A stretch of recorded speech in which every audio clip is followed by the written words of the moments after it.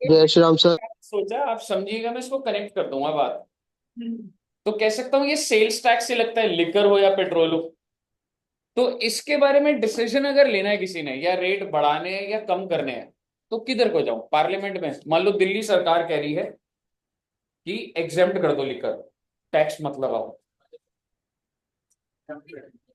आप समझिएगा, दिल्ली की सरकार कह रही है कि पेट्रोल को एग्जेम्प्ट कर दो, कोई टैक्स नहीं लगाना, लिकर को भी एग्जेम्प्ट कर दो, कोई टैक्स नहीं लगाना। तो कैसे होगा ये? दिल्ली आज तक पर आकर कोई न्यूज चैनल पे आके जो चीफ मिनिस्टर है वो बोल देंगे तो हो जाएगा। फिर पार्लियामेंट में, या एक आपने सुना होगा, आपने येलो लाइन में देखा है विधानसभा आता है, उसको स्टेट लेजिस्लेचर बोला जाता है। सुना है वर्ड स्टेट लेजिस्लेचर? सुना भी होगा कुछ बच्चे। यस। ठीक है। तो बेसिकली अगर दिल्ली सरकार को, जो एट प्रेजेंट अभी बीजेपी है, अगर उनको ये चीजें एग्जेम्प्ट करनी है, तो वो पार्लियामेंट में जाएंगे और बोलेंगे मैं ये लॉ पास करना चाहता हूँ पूरे इंडिया पे। या वो बोलेंगे मेरी सरकार दिल्ली की है, यहाँ पे मैं एग्जेम्प्ट कर रहा हूँ। हाँ जी, दिल्ली। इसका मतलब आप समझिए कि जो लॉ पास करा जाता है, मॉडिफिकेशन करी जाती है, ये मॉडिफिकेशन सरकार के हाथ में नहीं होती। पहली बात, एक जगह जाया जाता है जहां पर मॉडिफिकेशन होती है। तो हम कुछ कॉन्स्टिट्यूशन की बातें कर रहा हूं आपके साथ। कॉन्स्टिट्यूशन ऑफ इंडिया में लिखा हुआ है कि किसी भी सरकार के पास कोई भी पावर नहीं। अगर आपको कोई भी चीज चेंज करनी है, अगर इंडिया लेवल पे चेंज करनी है, हर स्टेट पे, तो आपको किधर जाना पड़ेगा? पार्लियामेंट। पार्लियामेंट का मतलब लोकसभा एंड राज्यसभा। अभी जो इलेक्शन हुए थे, अभी कौन से साल में वो बचे इलेक्शन? जो भी 2024 में। ठीक है, वो लोकसभा के थे। वो सेंटर के थे। मैं, हाँ ठीक है, मैं एक बार आ जाऊं उस पर। वो सेंट्रल गवर्नमेंट चूज करने के लिए था या चीफ मिनिस्टर चूज करने के लिए? सेंट्रल। हाँ जी, विधानसभा के बोलते हैं राज, हाँ विधानसभा। ठीक है। तो आप एक चीज समझिए, मैं आपको एक इंटेंशन दे रहा हूं। अब जैसे आप देखते हो दिल्ली में पोल्यूशन बहुत हो जाता है, तो दिल्ली सरकार ने बोला कि हम एक टैक्स लेकर आएंगे और उसका नाम होगा पोल्यूशन टैक्स। और जो भी लोग दिल्ली में रहते हैं उनको और ज्यादा टैक्स देना पड़ेगा। आप मुझे बताइए, हो सकता है नहीं हो सकता?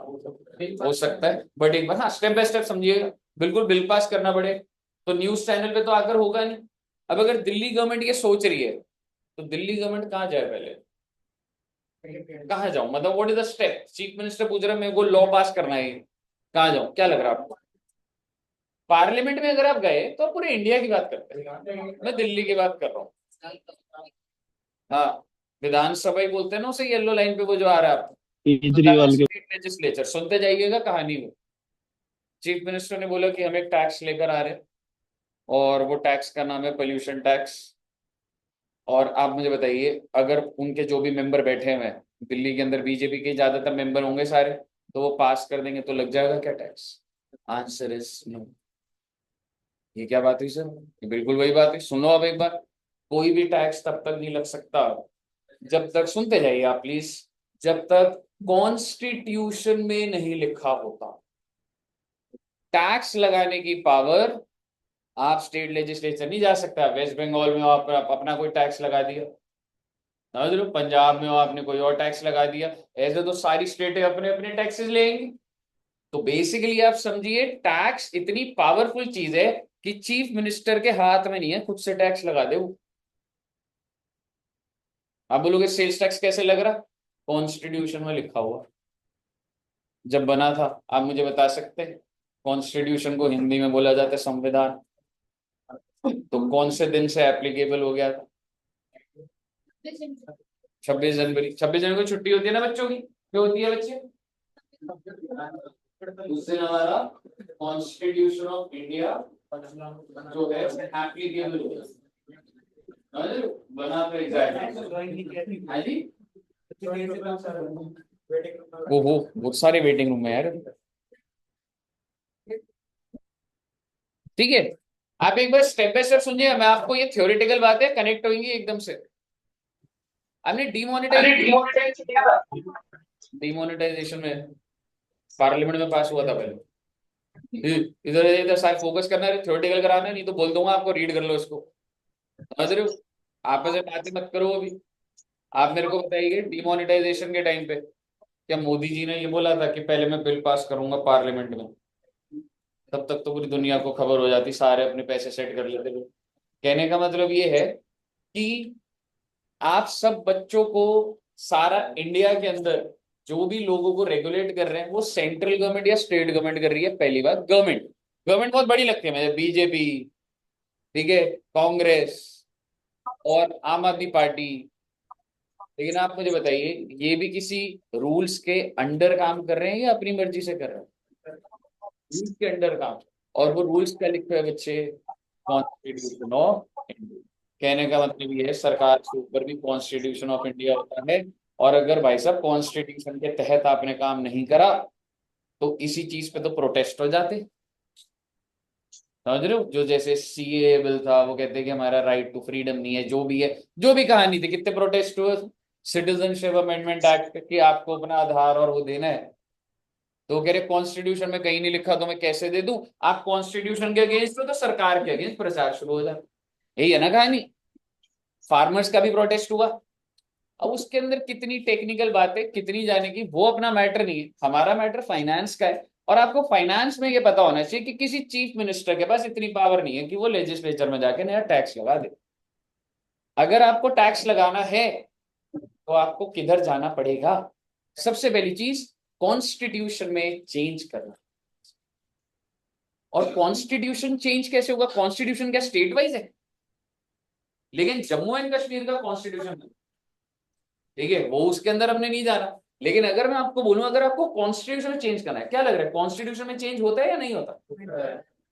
क्योंकि बेटे 1950 में बी आर अम्बेडकर जी को ये थोड़ा ना पता था कि जीएसटी लाना है 2017 में, तो पहले से लिख देता हूं। ऐसे थोड़ा ना होता है। तो कॉन्स्टिट्यूशन चेंज कैसे होगा? और कॉन्स्टिट्यूशन के अंदर ही लिखा है कि अगर तुम मुझे चेंज करना चाहते हो तो पार्लियामेंट में जाके कर लो। कितने परसेंट मेजोरिटी हो मेरा मैटर नहीं है, थ्री फोर्थ हो टू थर्ड हो, वो मैटर की बात नहीं है अभी। कॉन्स्टिट्यूशन को बदलने के लिए कॉन्स्टिट्यूशन में लिखा हुआ है कि if you want to change, सारी स्टेट के लोकसभा में भी पास कर दो, राज्यसभा में भी कर दो। पहले बताइए कहां तक क्लियर है? अब मैं आपको रिलेट करूंगा यहाँ से, सुनते जाइएगा। तो जब जीएसटी आया, आप समझिए प्रोसीजरल, मैंने आपको समझाया। जब जीएसटी आया तो ऑलरेडी एक्साइज ड्यूटी चल रहा था। एक्साइज ड्यूटी कहां पास हुआ होगा जिंदगी में पहले? सेंट्रल गवर्नमेंट पावर है तो कहां पास हो रखा हो? पार्लियामेंट। और सेल्स टैक्स, सेल्स टैक्स हर स्टेट के अंदर।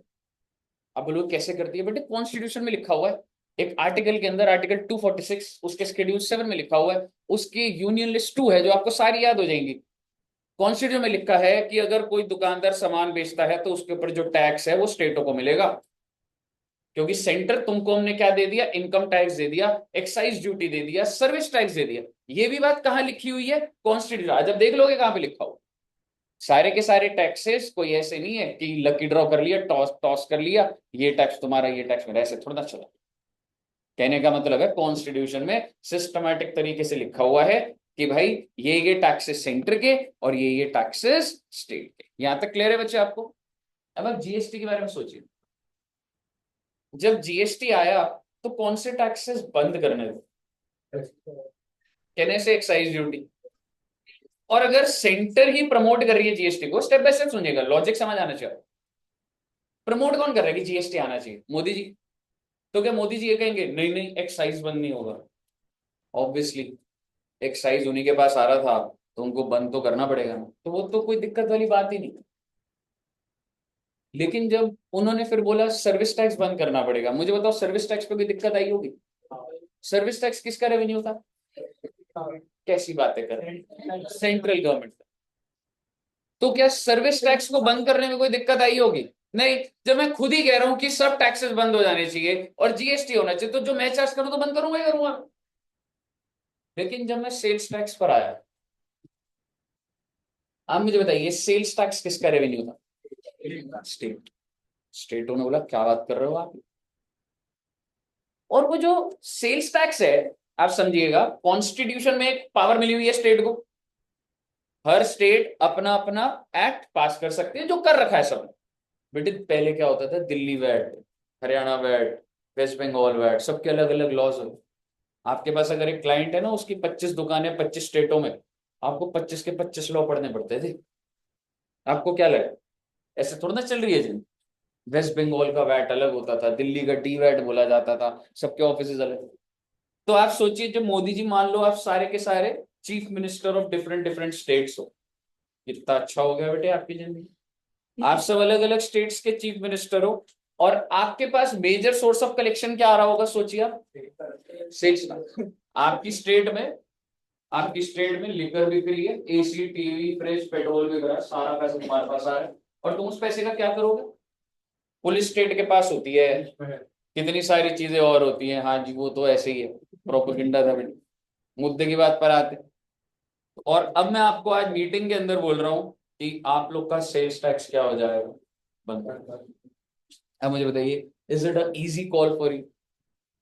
क्या आप सब वो बंद करने को राजी होंगे? बट अगर मैं एक एक के पीछे सीबीआई लगा दूं, ईडी, सीबीआई, तो हो सकता है ना?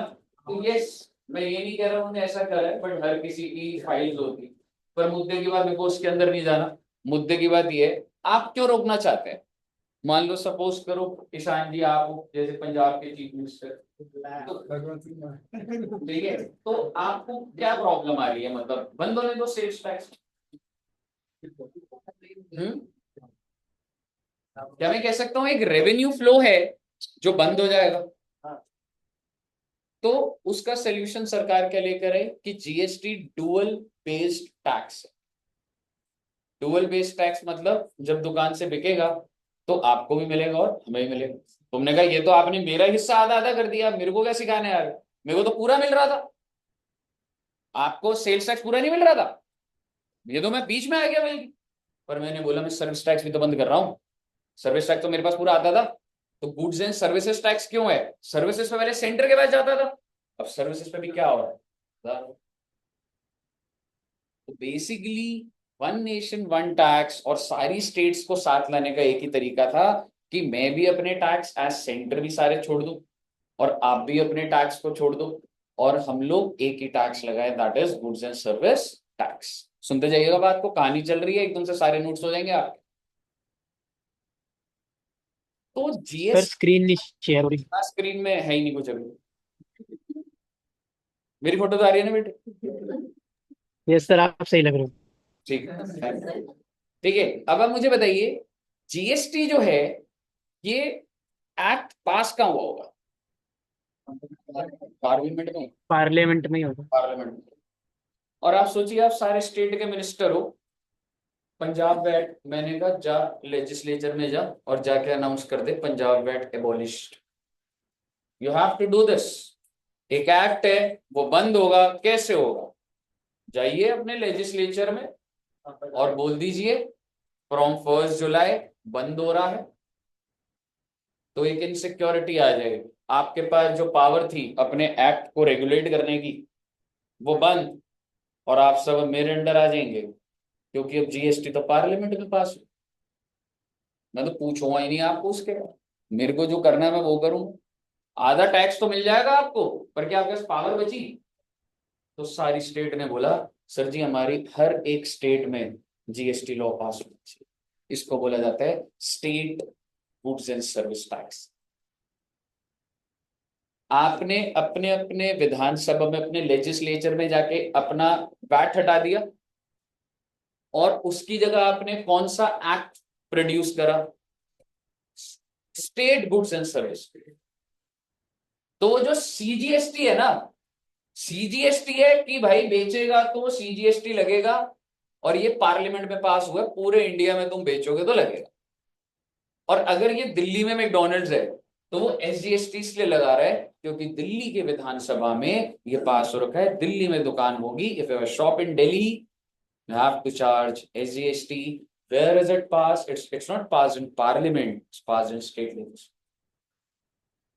तो स्टेट वहाँ पे नहीं हुआ।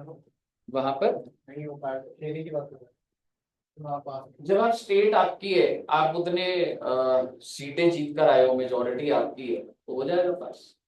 नहीं होगा तो एमएलए को आप देखते हैं एकदम से गवर्नमेंट आगे पीछे होती है, जो भी होती है वो सारे लॉजिक्स लगेंगे, वो तो पॉलिटिकल मुद्दे हैं। आपकी स्टेट है, आप ही जीते हो ना इलेक्शन में, तो जितनी सीट है उसमें से ज्यादा तो आप ही के पास होंगी, पास कराओ। बताइए, क्लियर है बच्चे?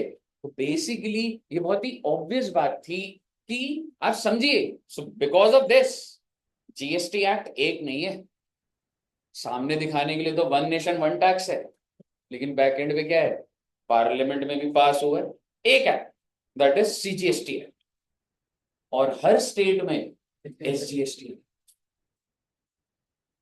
और समझ रहे हो? तो इस तरीके से जीएसटी को एग्जीक्यूट करा है। और अब आप बोलेंगे सर आपके हिसाब से बिजनेसमैन जो है वो, अच्छा तुम मान लो अब सीए में बन गए, तुम अपने क्लाइंट को क्या बोलोगे कि तुमको सिर्फ एक एक्ट पढ़ना होता है? वो कहेगा अरे वन नेशन वन टैक्स, पहले तो तुम्हें अलग अलग वैट पढ़ने पड़ते थे, क्या अभी भी अलग अलग पढ़ना पड़ रहा है? अगर एक दुकान दिल्ली में, एक यूपी में, एक हरियाणा में है, तो अलग अलग एसजीएसटी है, तो क्या मुझे अलग अलग पढ़ने पड़ रहे हैं? आंसर इज नो, क्योंकि सारे के सारे कॉपी पेस्ट है, because the ideology is same, one nation one tax. ठीक है, आपको नहीं तो कंफर्ट ही नहीं आता है, तुम स्टेट के मालिक हो, तो स्टेट चीफ मिनिस्टर, आपका अपना तो लेजिस्लेचर में पावर होनी चाहिए ना। तो वो जो हमने पास करा है ना, और सीजीएसटी में जो सेंट्रल गवर्नमेंट ने पास करा पार्लियामेंट में, वो कॉपी पेस्ट है बस। सीजीएसटी जो भी प्रोविजन है सारे के सारे जो सेंटर में लग रहे हैं वही स्टेट पे लग रहे हैं। लेकिन आप मुझे बताइए, क्या आप क्लाइंट को, क्या हो गया? उनके भी लड़ाई करते हैं, लड़ाई होगी थोड़ा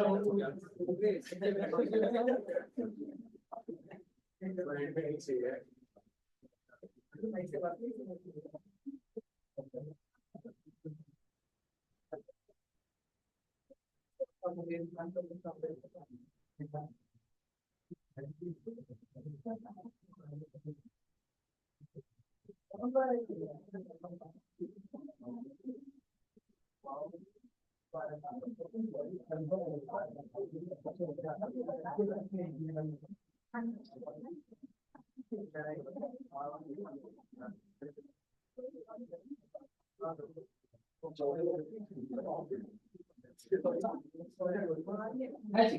अब आप मुझे एक चीज बताइएगा,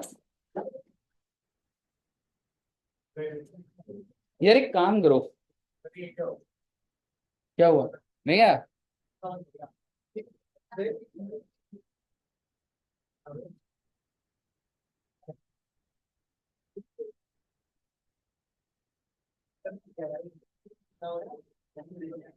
चलिए मैं ये कह रहा था कि आप वैसे वन नेशन वन टैक्स, क्या मैं कह सकता हूँ डेटा सब में सेम है बच्चे, बोल सकता हूँ? लेकिन क्या आप ये बात क्लाइंट को बताएंगे? आप क्लाइंट को क्या बोलेंगे कि सर आपकी दुकान है 25 स्टेट में, 25 एक्ट पढ़ने पड़ते हैं, दिल्ली का अलग है, यूपी का अलग है। आप मुझे बताइए बिजनेसमैन के लिए कॉस्ट ऑफ डूइंग बिजनेस बढ़ेगा या नहीं बढ़ेगा? बिकॉज जो लोग टैक्स के अंदर प्रैक्टिस कर रहे हैं वो है, ठीक है, ये नॉर्मल से आप कल को नौकरी कर लीजिए, अगर आपका काम जल्दी हो गया ना, आप 2 महीने में समझ जाएंगे। अगर कोई चीज 5 दिन बाद देनी है और अगर आप नेक्स्ट डे दे रहे हैं, आप 3-4 बार दोगे, नेक्स्ट डे काम करके आप अपने आप समझ जाओगे, जितने टाइम पे देना उतने टाइम पे दो। एग्जैक्टली, ठीक है। सो बेसिकली जो मार्केट के अंदर जो भी टैक्स प्रोफेशनल्स है वो क्या दिखाते हैं, इट्स वेरी कॉम्प्लिकेटेड। क्योंकि बिजनेसमैन क्या बोलेगा, अरे पहले तो एक्साइज भी था, ठीक है, पहले तो वैट भी था, पहले तो सर्विस टैक्स, अब तो जीएसटी हो गया।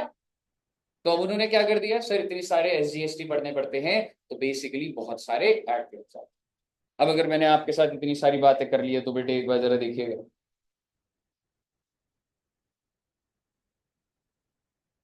भारत देश में कितनी स्टेट से बच्चे टोटल?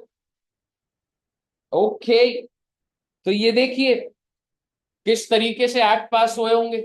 28 स्टेट है, पहले 29 थी, जम्मू एंड कश्मीर भी स्टेट थी, फिर उसके बाद उसे क्या बना दिया गया? ओके, तो आप देखेंगे बच्चे, जम्मू एंड कश्मीर आपको, तो टेक्निकली अगर मैं बोलूं सीधा, ठीक है, फिर आप इसको नोट कर लीजिएगा, अगर मैं आपको बोलूं इंडिया के अंदर 28 स्टेट और 8 यूनियन टेरिटरी, और 8 यूनियन टेरिटरीज फर्दर कैसे कटी हुई है, या तो 5 है जिसका कोई लेजिस्लेचर नहीं है, मतलब ऑब्वियसली वो किसके अंडर आ जाती है, सेंटर के अंडर आ जाती है, और दूसरा 3 है जो विद लेजिस्लेचर है। तो स्टेट जैसे ही काम करती है, बस कुछ कुछ पावर सेंटर के पास होती है। जैसे आपने देखा था कि केजरीवाल जी हर वक्त क्या बोलते हैं कि दिल्ली की जो पुलिस है वो मुझे दे दो ना, देखा था आपने मैटर था। हाँ। क्योंकि जब आप वेस्ट बंगाल जाएंगे तो वेस्ट बंगाल की पुलिस वेस्ट बंगाल के पास, लेकिन दिल्ली की पुलिस किसके अंडर है? तो क्या सेंटर उस पावर को मिसयूज नहीं कर सकती? क्या मिसयूज नहीं किया गया था? किया गया था। अरे सो बेसिकली, हाँ, अभी तक रिपोर्ट नहीं आई, पर अब वही है, अब आपके सामने है, बीजेपी की सरकार है, ठीक है। तो आप मुझे बताइएगा,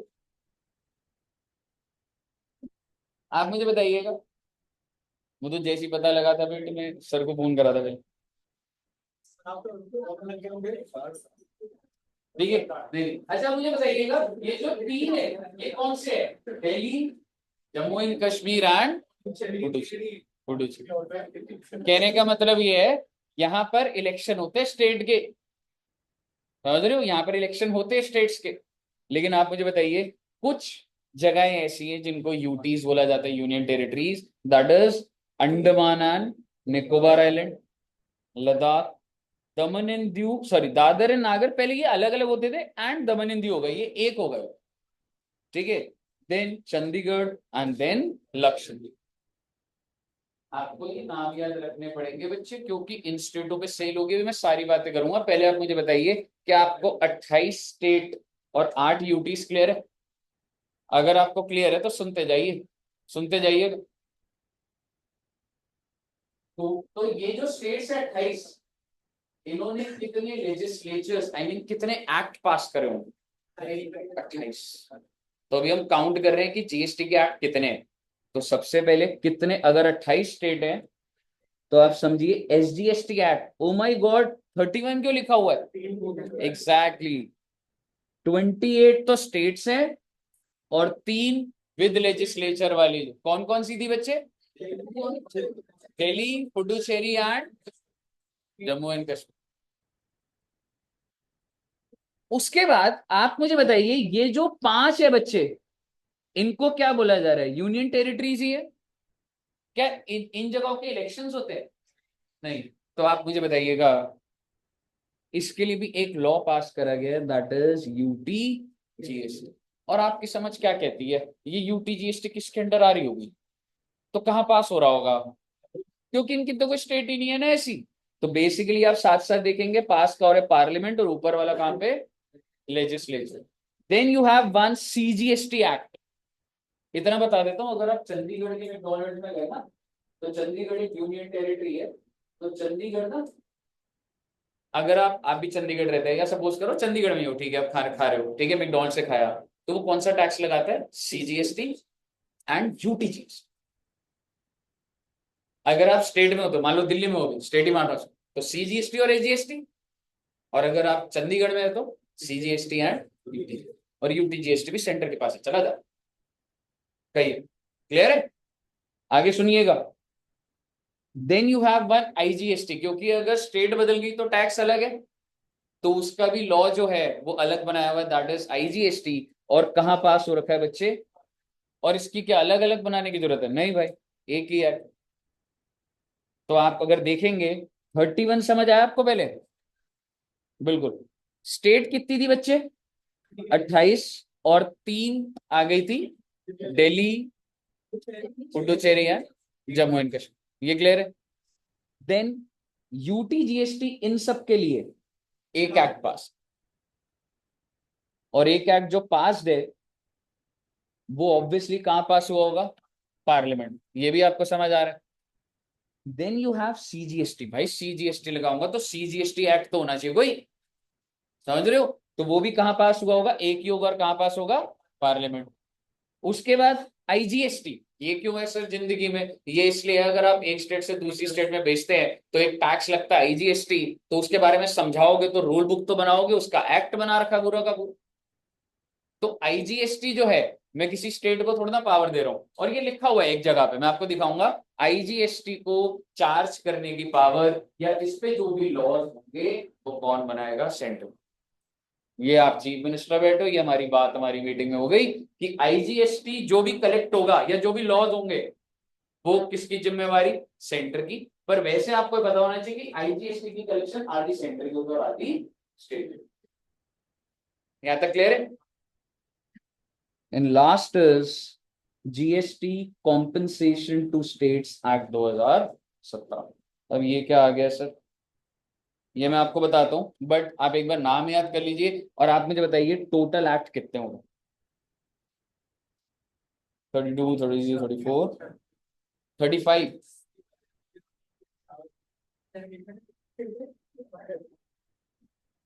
बेटे टोटली तो सही कर लो। ये समझ आ गया ना?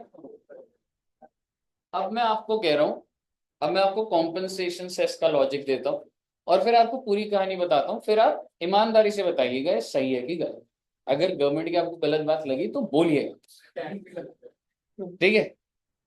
सारी स्टेट ने बोला कि सर हमारा चलता हुआ फ्लो है, वैट है, सेल्स टैक्स है, आप बंद कर रहे हो, पूरी इंडस्ट्री में डिस्ट्रप्शन आ जाएगी, कंफ्यूजन आ जाएगी, लोग हो सकता है सामान खरीदना कम कर दे, दे माइट परचेज लेस, और हो सकता है ऐसी लीकेजेस हो जाए कि मेरे तक टैक्स ही ना पहुंचे।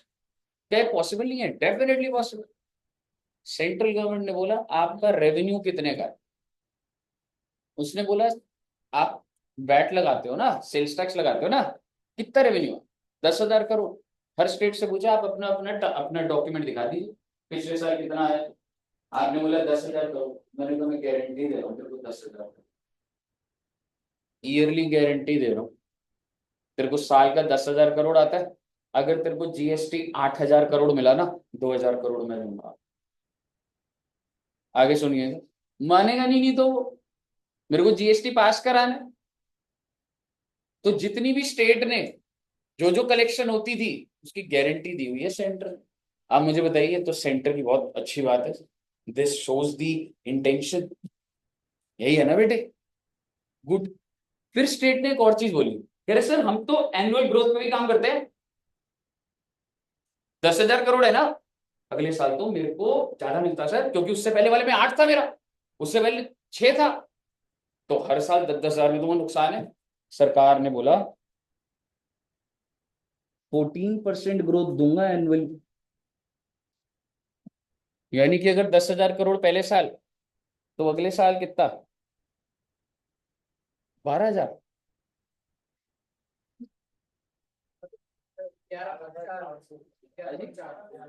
11,400। और उससे अगले साल और ग्रोथ। आप मुझे बताइए, आप मुझे बताइए क्या सेंटर के ऊपर प्रेशर आ गया? सेंटर तो सर फंस गई बेचारे। तो सेंटर ने बोला एक और टैक्स ला। सरकार ने बोला, सेंट्रल गवर्नमेंट ने, सरकार ने बोला मैंने कमिट तो कर दिया पर पैसे तो है नहीं, तो किससे ले लेती हूँ? पब्लिक से पैसे ले। और एक नया टैक्स लगा दिया लग्जरी आइटम्स पे, एरेटेड ड्रिंक्स, पान मसाला और इन चीजों पे, जीएसटी कॉम्पनसेशन सेस। जी हाँ, अगर आप आज आज के टाइम पे कोई स्पोर्ट्स कार या एक वैल्यू से ऊपर की कार खरीदते हैं तो उस पर सिर्फ जीएसटी नहीं है, कॉम्पनसेशन सेस। मैं आपको एक्सपीरियंस से बता रहा हूँ, मेरे बच्चे एक बाइक खरीदी थी, वैसे तो रॉयल एनफील्ड 350 सीसी होती है, पर मैंने 650 सीसी ली थी। 650 is bigger than that engine में, तो उसके ऊपर कॉम्पनसेशन सेस लगा हुआ है ज्यादा। क्योंकि अगर आप लग्जरी आइटम खरीदते हो और वो उसमें लिस्ट दे रखी है कि इन इन चीजों पे हम लगा देंगे, एरेटेड ड्रिंक्स है उसमें, कोल्ड ड्रिंक, और वो आ रही है नहीं आ रही कंफर्म नहीं है, बट एनर्जी ड्रिंक्स तो होंगी, ठीक है? देन यू हैव पान मसाला, ठीक है, और मोटर व्हीकल्स, लग्जरी आइटम, इसके ऊपर जीएसटी कॉम्पनसेशन। हाँ जी, पान मसाला कैसे मतलब? हाँ, तो पूरा है पान मसाला।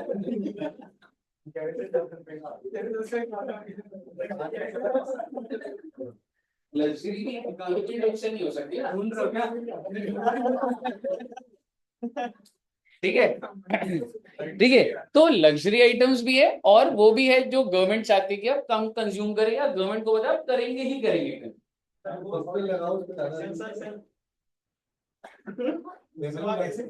हाँ हाँ बिल्कुल बिल्कुल, आपसे यही उम्मीद थी, यही डाउट ही आएंगे आपके। मुझे पता नहीं है, आप सर्च कर रहे हैं, इसमें जब खरीदोगे ना फिर बिल में देख लेना आप। खरीदा था मतलब। ठीक है, मुद्दे की बात यो है, सरकार ने कितने साल की गारंटी दी थी? 5 साल। एक्ट कब आया था? 2017। सरकार ने बोला मैं अपनी जेब से थोड़ा ना दूंगा, नया टैक्स लगा देता हूँ, यहाँ से पैसा आएगा, जिस जिस स्टेट को देना होगा मैंने तो होता जाएगा। लेकिन ऐसा हो सकता है कि अगर तुम्हारे 10,000 करोड़ रिकवर हो गए पर मैंने तो कलेक्ट कर लिया, तो क्या मैं तुम्हें दूंगा? नहीं। तो वो पैसा किसका हो गया? सरकार। पहली बात। दूसरी बात, मैंने आपको गारंटी कितने साल की थी? 5 साल। 5 साल निकल चुके, तो मेरे आपके साथ डील खत्म हो चुकी है। लेकिन आपको क्या लग रहा है, आज भी कॉम्पनसेशन सेस चल रहा होगा? और सारा का सारा पैसा कौन ले रहा है? Central government. आप आप बंद नहीं सर,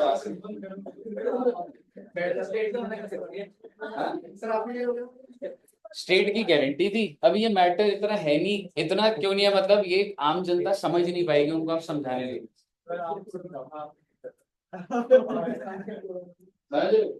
तो बेसिकली हर बजट में सरकार एक अमेंडमेंट लाती है जीएसटी कि compensation cess has been extended further for 1 year. और क्या उसका हिस्सा स्टेट को मिल रहा है? अब आप मुझे ईमानदारी से बताइए, ये सही बात है गलत? गलत है ना?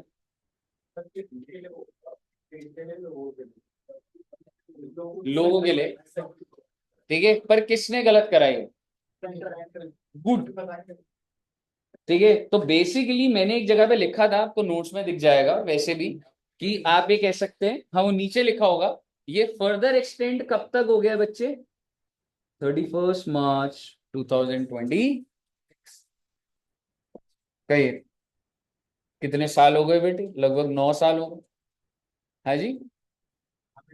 हम्म, बिल्कुल, ये रिसेंट अमेंडमेंट के एंगल से ही बोल रहा हूँ। आप मुझे बताइए, क्लियर है यहाँ पर? अब मैं आपके साथ थोड़ी सी बातें स्पीड में चलाऊंगा। मैंने आपके साथ कॉन्स्टिट्यूशन की बातें करी थी, बातें तो मैंने कर ली है सारी, लेकिन आइए जरा अब इस बात को कहाँ लिखा है, क्या है वो चीज। कॉन्स्टिट्यूशन के प्रोविजंस है बच्चे, सबसे पहले आर्टिकल 265, ये कॉन्स्टिट्यूशन के अंदर है, और वो ये कहता है कि no tax shall be levied और collected except with the authority of law. धीरे पढ़ेंगे इसको, क्या है? कॉन्स्टिट्यूशन कहते हैं कि कोई भी टैक्स आप नहीं लगा सकते, नहीं कलेक्ट कर सकते except by the authority of law. And what is the authority of law? That's parliament. If the tax that you need to collect, मतलब मैं ये चीजें बोलूंगा, अगर आपको इंडिया लेवल पे कोई चीज चेंज करनी है तो पार्लियामेंट में जाएगी, और अगर स्टेट लेवल पर है तो लेजिस्लेटिव असेंबली के पास पावर। किसी सरकार के पास कोई पावर नहीं हो, तो सरकार बस उस चीज को, सेटअप को रन करती है। ठीक है बच्चे, तो आर्टिकल 245 क्या कहता है? Power for enacting law is conferred on parliament. अगर मैटर होल ऑफ इंडिया है, होल और पार्ट ऑफ इंडिया लेके, ठीक है, यूटीएस जो भी होगा, ठीक है, अगर होल ऑफ इंडिया है तो कहां पास होगा? और अगर स्टेट के लिए है तो लेजिस्लेचर, यानी कि स्टेट लेजिस्लेचर। तो बेसिकली अगर मैं पार्लियामेंट बोलूं तो आपको मैं इतना बोलना चाहूंगा, एक होता है लोकसभा और एक होता है राज्यसभा। और आपको भी पता है कि पहले एक्ट लोकसभा में पास करा जाता है, बिल, क्योंकि बिल एक्ट बनता है तो पहले बिल दिया जाता है लोकसभा में, फिर वो जाएगा राज्यसभा में, और उसके बाद प्रेसिडेंट के सिग्नेचर होंगे, उसके बाद ऑफिशियल गजेट में नोटिफाई करा जाता है। एक तरीके का बुलेटिन बोर्ड, या आप कह सकते हैं न्यूज़पेपर की एक लोकल लैंग्वेज और एक उसमें होना चाहिए। मुद्दे की बात वो नहीं है, ऑफिशियल गजेट में notify, and then your bill becomes an. और जब कोई चीज एक्ट बन जाती है तभी आपके ऊपर लगती है। तो बेसिकली इनकम टैक्स एक्ट हो, चाहे जीएसटी एक्ट हो, चाहे कोई भी एक्ट हो, वो लोकसभा, राज्यसभा, प्रेसिडेंट के साइन, गजेट, और उसके बाद वो क्या बनना है, एक्ट। यहां तक क्लियर है आपको? तो ये बातें, तो आर्टिकल 265 कहता है कि लॉ है, और लॉ का मतलब क्या है, वो आर्टिकल 245 है। लेकिन अब आप मुझे बताइए, अगर सेंट्रल गवर्नमेंट को जीएसटी पास कराना है तो सीधा पार्लियामेंट में चला जाए कि जीएसटी, या कॉन्स्टिट्यूशन के अंदर पहले चेंज करना पड़ेगा कि जीएसटी नाम का एक टैक्स होता है, और कॉन्स्टिट्यूशन ने बोला है कि सेंटर इसको टेबल कर सकती है पार्लियामेंट में, तो ही तो जाऊंगा, नहीं तो भगा देंगे बेटे, रद्द हो जाएगी वो। समझ रहे हो? तो बेसिकली कॉन्स्टिट्यूशन के अंदर ये एक आर्टिकल है, article 366(12)(a) of the constitution, जिसमें जीएसटी की पहली बार एंट्री हुई है। आप ये कह सकते हैं जन्म तो यहां हुआ है जीएसटी, जो लॉ पढ़ रहे हो वो तो सब बाद में है ना, पहले तो कॉन्स्टिट्यूशन में जाती है ना बात, कि भाई तुम्हारे पास पावर है, और उसके लिए सेंट्रल गवर्नमेंट को क्या करना पड़ा, एक आर्टिकल डालना पड़ा, और ये आर्टिकल डालने के लिए पार्लियामेंट में गए होंगे, ठीक है, और तब वो डाला कि जीएसटी का मतलब क्या होता है, it is a tax on supply of goods और सर्विस, और both except on supply of alcoholic liquor for human. क्योंकि आप सबके साथ मीटिंग में बात हो गई थी कि जब हम ये डालेंगे तो आपने बोल लिकर को बाहर कर देना, समझ रहे हो? क्योंकि लिकर आज भी किसका मैटर है, स्टेट का मैटर है। पेट्रोल के अंदर लिखा गया है, जिस भी दिन सरकार ने नोटिफाई कर दिया, सारी स्टेट से एग्री करके जीएसटी में आ जाए। इन नियर फ्यूचर कभी भी ऐसा हो सकता है कि न्यूज आ जाए कि अब से इस पे सेल्स टैक्स नहीं है, इस पे जीएसटी, पर लिकर पे कभी भी नहीं है। क्लियर है बच्चे? पहले सो आर्टिकल 368(12) में क्या है बच्चे, ये डेफिनेशन ऑफ जीएसटी है जो फर्स्ट टाइम आया, ठीक है। अब मैं आ रहा हूं आपके पास आर्टिकल 246(a), इसके बारे में ये बोलूंगा। आप सब बच्चों ने, इनकम टैक्स कौन कलेक्ट करता है सरकार के एंगल से, बोलिए। आईटी कमिटी, या तो सेंट्रल गवर्नमेंट या स्टेट गवर्नमेंट, अब बोलिए। Central government. Excise duty, central government. Customs, central government. Service tax, ये जो आप सारी बातें हाँ, सर्विस टैक्स सेंटर का है, ठीक है।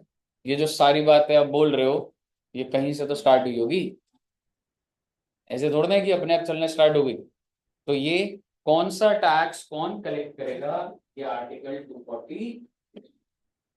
कॉन्स्टिट्यूशन ने बोला झगड़ा मत करो भाई, सेंटर और स्टेट ये ऐसे ऐसे बढ़ेगा, और आप कह सकते थे फर्स्ट टाइम कॉन्स्टिट्यूशन बना होगा, कुछ टैक्सेस हो गए होंगे, फिर धीरे धीरे अमेंडमेंट्स होती रही उस पर। तो आप देखेंगे आर्टिकल 246 के अंदर ये जो डिस्प्यूट है, जो अभी तक हम लोग पढ़ रहे थे, इनकम टैक्स आ रहा है सेंटर के पास, ठीक है, वो कैसे खत्म हो रखा है, कॉन्स्टिट्यूशन में लिखा है भाई। तो 246 के अंदर कौन सा शेड्यूल है बच्चे, 7, और उसके अंदर कितनी लिस्ट है, लिस्ट 1, लिस्ट 2 एंड लिस्ट 1 कौन सा है, लिस्ट 1 के अंदर वो नाम लिखे हैं जो सेंटर का होगा। लिस्ट 2 कौन सी है, इसके अंदर वो टैक्सेस लिखे होंगे, वो एंट्री डली होगी जो स्टेट होगी। और कॉन्करेंट लिस्ट नंबर 3 कौन सी है, कॉन्करेंट, जिसमें सेंटर मिलेगी और स्टेट। आपके हिसाब से जीएसटी किस में होगा, नहीं है इसमें भी नहीं, स्टेट में भी नहीं, है ही नहीं, जीएसटी है ही नहीं। सरकार ने लिस्ट में ना डाल के, सरकार ने बोलूंगा कॉन्स्टिट्यूशन ने जीएसटी के लिए एक नया आर्टिकल डाला। उन्होंने लिस्ट के अंदर नाम नहीं लिखा, उन्होंने नया आर्टिकल बना, और वो आर्टिकल कौन सा है, आर्टिकल 246(a). तो अगर आपको कोई बोलेगा कि सर कॉन्स्टिट्यूशन में कौन से आर्टिकल से शुरुआत हो रही है, वो तो डेफिनेशन थी कि जीएसटी क्या होता है, लेकिन कौन सा आर्टिकल पावर दे रहा है, दैट इज 246 कि भाई तुम जीएसटी चार्ज कर सकते हैं, वो आर्टिकल 246(a) दे रहा है। और वो क्या बोल रहा है बच्चे, power to levy GST has been conferred by article 246(a), okay, power added which was introduced by constitution 101 amendment act 2016। तो आपको ये नंबर याद रखना है, 101 अमेंडमेंट एक्ट। मैं आपको वैसे बता देता हूं, पहले बिल पास हुआ था, जब बिल पास हुआ था तो 122 अमेंडमेंट बिल था। अब बोलोगे सर उस हिसाब से तो 122 एक्ट आना चाहिए, हो सकता है, बट इससे पहले वाले अभी पास ही नहीं हुए होंगे, जरूरी थोड़ा ना है कि जो पहले बिल बना हो वो पहले एक्ट भी बनेगा। तो बिल नंबर तो इसका 122 था, पर अमेंडमेंट जो आई थी, जो कॉन्स्टिट्यूशन की अमेंडमेंट थी, वो कौन से नंबर की थी? तो आप टेक्निकली ये बोल सकते हैं कॉन्स्टिट्यूशन में जब भी चेंज होता है बिल आता है, तो जीएसटी का बिल नंबर क्या था, पर ये अमेंडमेंट जल्दी होगी। हाँ जी, बेसिकली जो 122 की आप प्रपोजल्स नंबर की बात कर रहे हो, हाँ जी। वैसे प्रपोजल नंबर था ना? नहीं, ये फाइनली ये एंट्री डल के पार्लियामेंट में पास हो गया, तो इसलिए इसको एक्ट बोला जाता है। नहीं, 101 की बात नहीं कर रहा, 122 की बात कर रहा हूँ, वो एक तरह से प्रपोजल नंबर था। बिल्कुल बिल्कुल, ठीक है, बताइए, क्लियर है? इधर हो रही। अब आप मुझे बताइए लिस्ट वन में क्या लिखा हुआ है, आइए जरा। It contains the matter in which parliament has exclusive power to make laws. और आपके सामने सबसे पहला entry number 82, taxes on income other than agricultural. ये आप पढ़ रहे हैं इनकम टैक्स, अभी तक आप यहां तक नहीं आए थे। इनकम टैक्स हमने शुरू कर दिया था, इनकम टैक्स एक्ट होता है। कैसे एक्ट बन गया? कॉन्स्टिट्यूशन में पहले एंट्री लिखवानी पड़ेगी ना आपको, कौन से आर्टिकल में? 246, कौन सा शेड्यूल? शेड्यूल 7। और लिस्ट नंबर 1 में एंट्री डली हुई है जी 82 नंबर। इनकम के ऊपर जो टैक्स होगा वो यूनियन लिस्ट में, मतलब सारा पैसा सेंटर के पास। लेकिन आपको जैसा कि पता सर है एनुअल इनकम होगा ना? अदर देन एआई का मतलब अदर देन एग्रीकल्चरल इनकम, ठीक है? हाँ जी, क्या बोल रहे हो बच्चे? मैं कह रहा हूँ सर एनुअल इनकम होगा ना, other than annual income. Annual income नहीं है, एग्रीकल्चरल एग्रीकल्चर इनकम है। इनकम। Agricultural income. और एआई आर्टिफिशियल इंटेलिजेंस भी मत मान लेना कहीं। हाँ, तभी मुझे पता है ना कि अच्छे कैरेक्टर बैठे हुए हैं क्लास में, इनको क्लैरिटी देनी पड़ती है। अगला बताइए बेटे, कस्टम किसको मिलता था? कौन सी एंट्री के तहत मिल रहा है? 83 पे मिल रहा है। 82 के हिसाब से इनकम टैक्स और 83 के हिसाब से कस्टम्स। एक और हमने कौन सा देखा था? एक्साइज। सर एक्साइज जो था ड्यूटी। उसके बारे में बात नहीं करनी, उसकी कुछ कॉम्प्लेक्सिटी है, वो खत्म हो चुकी है वो जिंदगी उसकी। एंट्री नंबर 84 किस चीज का है? Duty of excise. यानी कि एक्साइज क्या होता है? अगर आप मैन्युफैक्चर करेंगे तो एक्साइज ड्यूटी लगेगा। आगे सुनिए, किस चीज पे लग रहा है? Tobacco and other goods. आगे सुनिए प्लीज, टोबैको पे लगेगा और एक्सेप्ट कुछ चीजों पे नहीं लगेगा excise. Alcoholic liquor for, oh my God, sir आपकी बात हो गई। मतलब जो लिकर मैन्युफैक्चर होगी उस पे एक्साइज ड्यूटी है या नहीं है?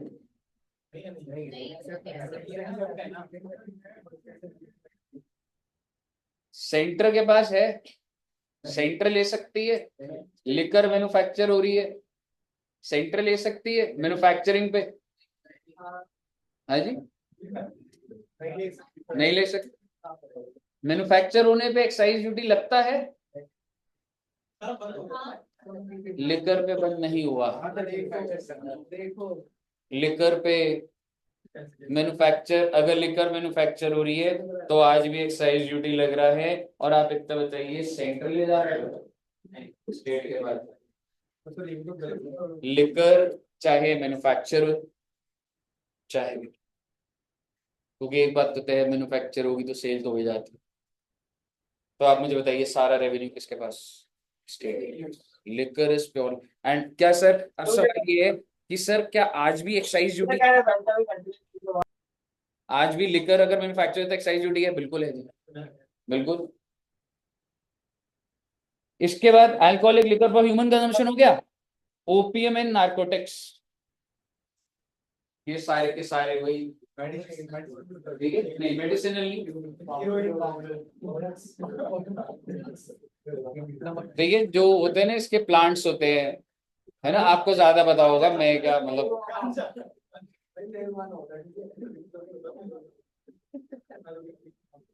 ओम को काफी नॉलेज है, रखनी पड़ती है, नॉलेज रखनी पड़ती है।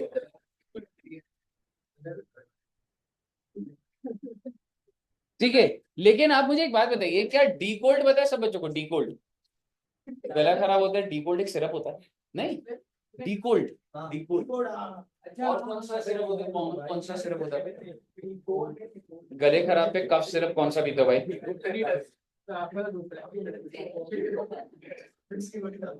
हनी टेस्ट तो सुना होगा, उसमें अल्कोहल होता है। नहीं होता नहीं होता नहीं होता? होता है मेडिसिन में, होता है मेडिसिन।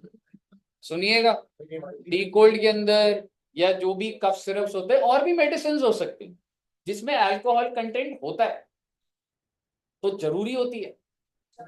लेकिन सवाल ये है कि क्या वो भी बाहर हो जाएगा क्या? मतलब डी कोल्ड बन रहा है तो मैं डी कोल्ड को ये बोलूं this is alcoholic liquor for human consumption, जैसे ही उसमें अल्कोहलिक डला तो सेंटर की पावर खत्म और स्टेट ही आ जाएगी।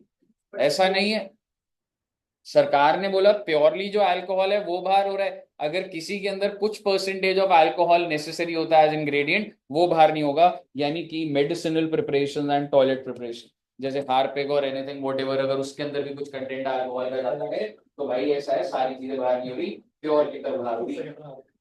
प्योर लिकर जैसे जो भी है, देखिए आप मुझे बताइए, इसका मतलब अगर मेडिसिन बन रही है और मेडिसिन में अल्कोहल,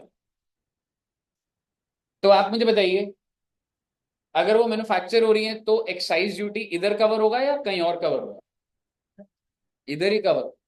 तो सेंटर ने बोला कि हम सिर्फ किसको बाहर कर रहे हैं कि एक्साइज ड्यूटी से क्या चीज स्टेट के पास जा रही है, alcoholic liquor and these narcotics. मुझे बताइए, क्लियर है? सुनते जाइएगा, अभी फ्लो से बोलूंगा अभी। हाँ जी, आज के टाइम पे अब बंद हो गई, अभी सारे गुड्स भी आने वाले हैं। प्लीज इधर देखिए, स्टेट लिस्ट के अंदर आपको क्या लग रहा है सबसे बड़ा कंपोनेंट क्या होगा? Sales tax. और भी है, मैंने सारे नहीं लिखे हुए, जरूरी नहीं है वो। और सेल्स टैक्स कौन सी एंट्री के तहत लग रहा है? Tax on sale of 54। Goods, entry number 50। और अब आपके दिमाग में ये आएगा कि सर वैसे मैं उस चीज की क्लैरिटी पहले दे चुका हूँ, कॉन्करेंट लिस्ट में कोई भी एंट्री नहीं है, क्योंकि बच्चे को लगता है जीएसटी यहाँ होगा। पर आप मुझे बताइए जीएसटी कौन से एंट्री नंबर का आगे? हाँ 264 246A, बताइए 246A। लिस्ट 1 में नहीं है, लिस्ट 2 में नहीं है, लिस्ट 3 में नहीं है। अगर आप बच्चों को चीजें याद हो गई हैं, क्या आप मुझे बता सकते हैं आर्टिकल 265 क्या था? सबसे पहले हमने करा था एक article 265, no tax can be levied और collected except with authority of law. उसका लॉ।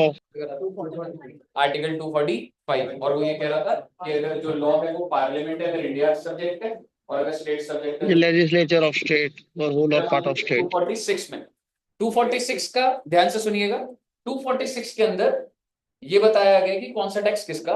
तो 246 में जाने के बाद कौन सा शेड्यूल में जाना होता है? शेड्यूल 7। और शेड्यूल 7 के अंदर 3 लिस्ट बनेगी, लिस्ट 1, लिस्ट 2, लिस्ट 3। लिस्ट 1 कौन सी? List 2 and list 3। लिस्ट 1 के अंदर कौन कौन से टैक्सेस है? Income tax. कौन सी लिस्ट, कौन से एंट्री के थ्रू इसमें एंट्री लगती है? 82।